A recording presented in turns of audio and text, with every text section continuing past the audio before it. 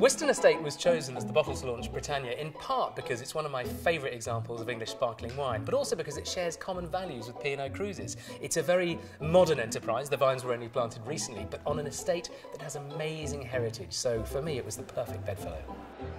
We're so excited about the fact that with Britannia being such a British ship for British tastes, that we've actually done a partnership with a really British leading wine grower. And I think the Wiston Estate is testament to everything that we care about.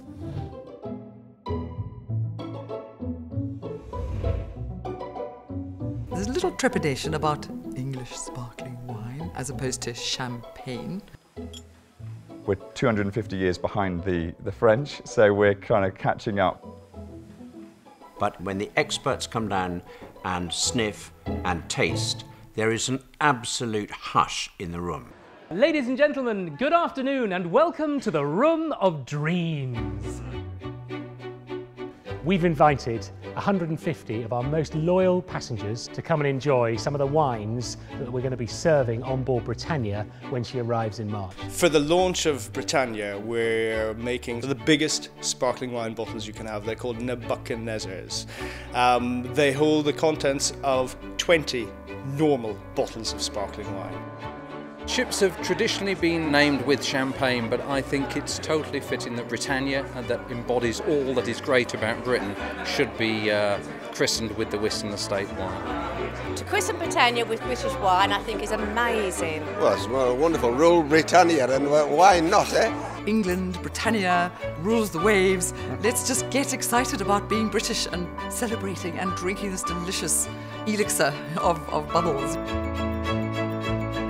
Champagne is wonderful, but over the last few years, English sparkling wine has rocketed in quality, and I think in part the royal wedding, the birth of the prince, the Olympics, all these things came together to give us the confidence to try our homegrown bubbly. And the result? They have been winning awards the world over, and I couldn't be prouder of our homegrown fizz. So 2006, we planted our vineyard. The turkey factory, which had been redundant for 20, 30 years, became the winery.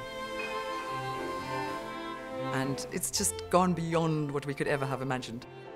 But English wines are different. We've got a different terroir, we've got a different climate, it's cooler. We've got amazing chalk and flint soils down here in West Sussex, which allows us to make these superlative English sparkling wines. Well, you can't call it champagne, but it's as good as, if not better. I have tried English sparkling wine, but this actually surpasses it. It really does surpass it. So I'm really looking forward to tasting that when I'm on board the ship.